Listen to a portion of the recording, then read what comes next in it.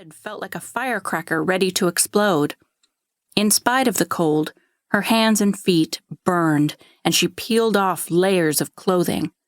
First, her threadbare gloves, then the shawl.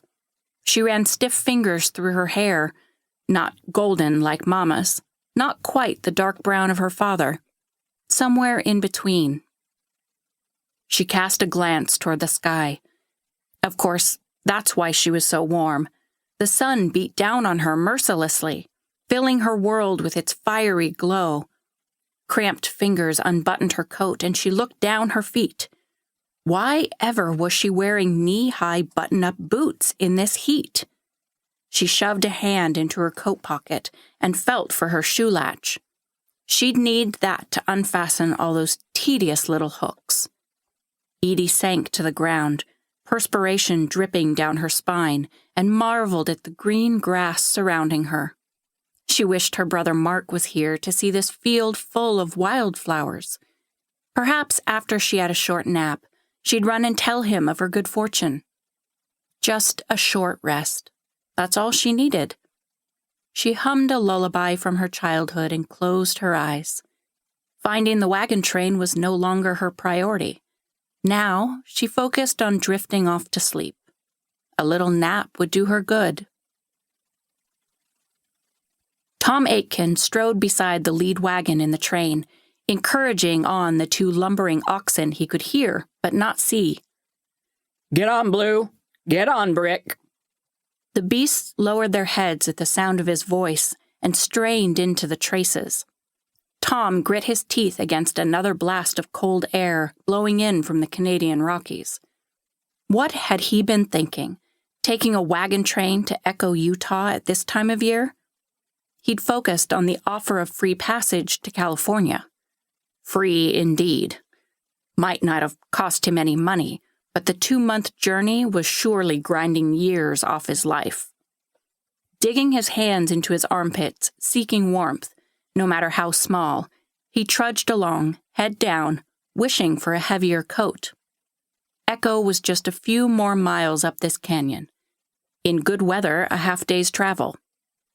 In this storm, forever. As he debated whether to pull the train off the trail and set up camp for the night, a faint cry echoed off the rock walls behind him. He slowed his step, allowing the oxen to pass, waiting to hear the sound again. Nothing. He pivoted on one foot to trace his steps back, straining to see who was calling and whether they were friend or foe.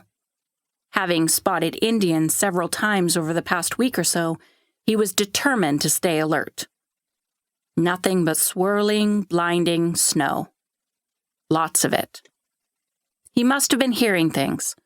Probably just the wind echoing down off the canyon walls, no doubt where Echo got its name. He turned forward when someone, or something, pressed on his shoulder. His right hand on the knife in a sheath at his waist, he whirled around, ready to fight. The man in the second-to-last wagon, Ben Johnson, stood before him, face white with cold or fear, and hands raised in surrender. His rough Irish brogue bespoke his heritage, and his coarse woolen coat and muffler his financial status. "I can't find the Meredith woman." "What do you mean, man? Speak up."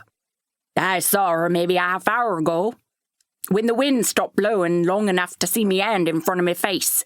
Me missus remarked then that the lass looked peaked." Tom grit his teeth against the sharp retort rising.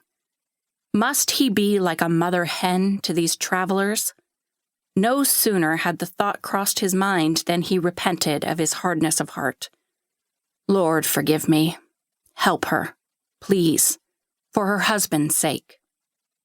His silent prayer done, Tom gestured to his wagon. "Take my place as lead. Keep them straight on the trail. We've got just about 12 miles to go."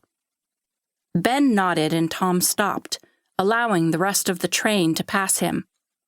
Although the rule was that only the very young, very old, and very sick got to ride in the wagons, sometimes folks hitched a ride when exhausted. He sighed, his breath escaping like a puff of smoke from a chimney.